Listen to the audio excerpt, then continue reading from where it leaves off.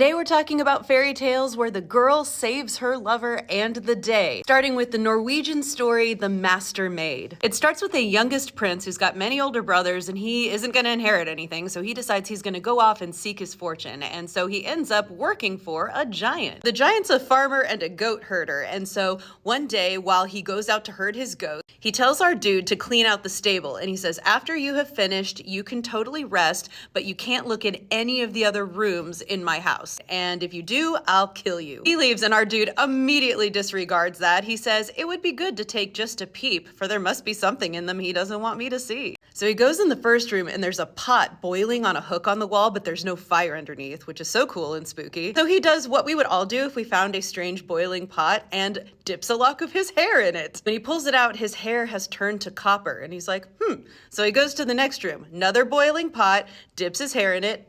It's silver.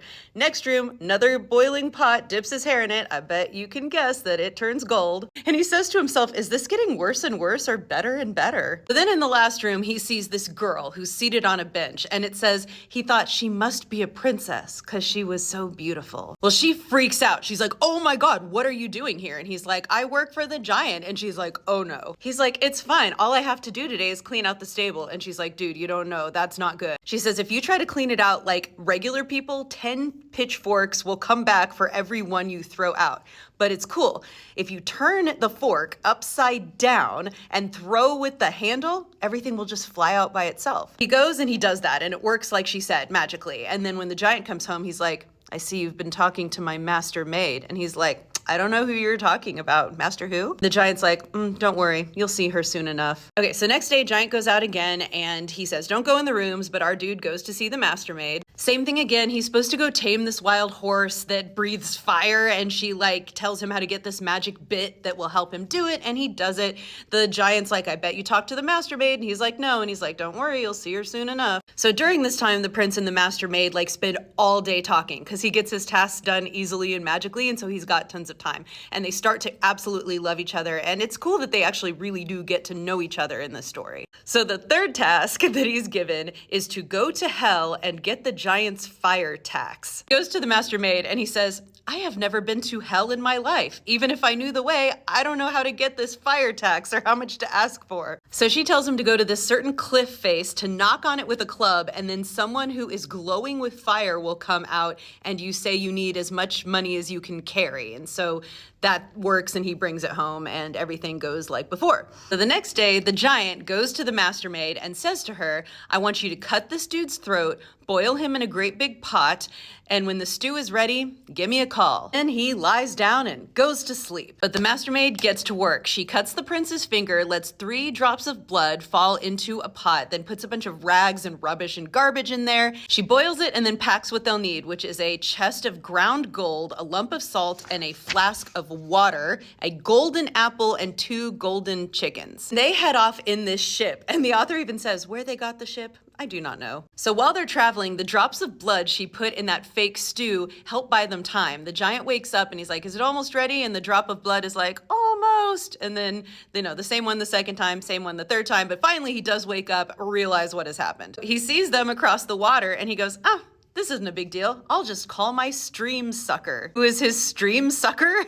This guy who sucks streams. He starts to suck up the water they're sailing on, and the maid is like, hey, grab that lump of salt I brought, throw that in the water. And he does, and then this big mountain springs up, and so there's still a barrier. So he calls his hill borer to bore through the mountain, and they do, and then the stream suckers start sucking again. This time they pour a drop from the flask she brought into the sea, and that brings the water back. So they get away and they reach land, and she's like, okay, let's go to your dad and get married. And he's like, nah, let's wait a minute. He's like, I don't want to walk because I am royal. I definitely don't want you to walk in like some kind of peasant, so I'll go ahead of you, and I'm going to bring back a carriage and 7 horses, and you just wait for me here. He's like, no, this is a bad idea. But even though everything she has told him has benefited him so far, he doesn't listen to her, and he's like, trust me, just stay here. And so he leaves and she waits for him. But before he leaves, she tells him, you have to go straight for the carriage and then come back. Don't talk to anyone, and especially don't eat anything, because if you do, we will come to grief. I bet you can guess what happens. He goes home and he tries to do what she said. At first, he's running to the carriage and everyone's like, hello, hello. And he's like, shh, I can't talk to you. But one of his brothers is getting married, and the sister of the bride takes an apple and rolls it toward him. And she's like, just take a bite of this. You must be hungry. And he does. He absolutely forgets the Master Maid, is like, what am I doing with all these horses? And he decides he's gonna marry the chick who gave him the apple. The Master Maid figures out this has probably happened, gets tired of waiting, and she travels to his kingdom and gets a job with an old lady who lets her live with her to like clean up. Now the old lady is also super mean to her, and that might make this next part a little bit better. The Master Maid starts to boil the gold she brought, and it starts to spread and gild the entire cottage so that it's beautiful. But the old lady doesn't like this. She gets scared and runs out the door and forgets to stoop down and crushes her own head against the door frame and just dies. So the golden house is the Master Maid's now. The next day, a sheriff's riding by and he sees this beautiful girl in this beautiful house and he's like, I want to marry you. And she's like, are you rich? And he's like, I got a lot of money. And she's like, okay, give it to me and I'll spend the night with you. It says they went to bed together, but just as they laid down, she said she had to get up again and poke the fire. And he's like, don't get up. I'll go poke it for you. So when he does, she says, God grant that you may hold the poker and the poker will hold you. So basically he's stuck poking the fire literally all night. And in the morning, he's tired and sore. He didn't get what he wanted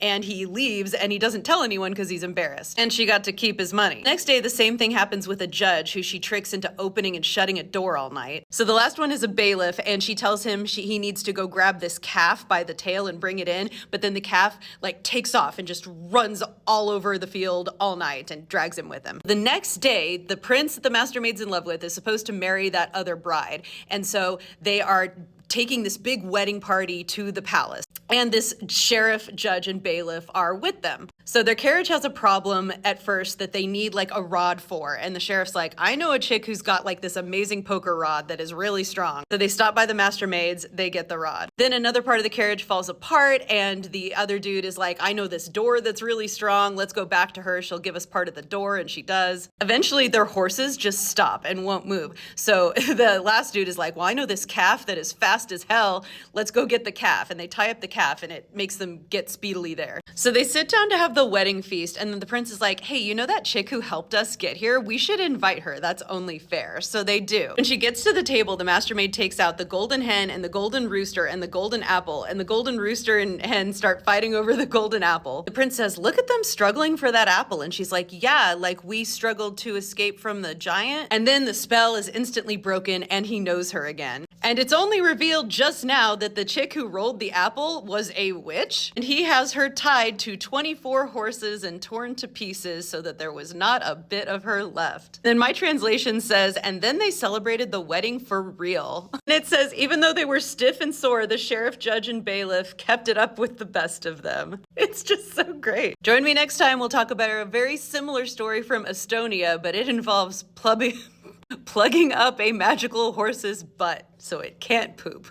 Check out my book, Dust Spells. It's a retelling of a Brothers Grimm fairy tale, The 12 Dancing Princesses, and my podcast, Folk Tales and Fairy Lore. Link is in the bio.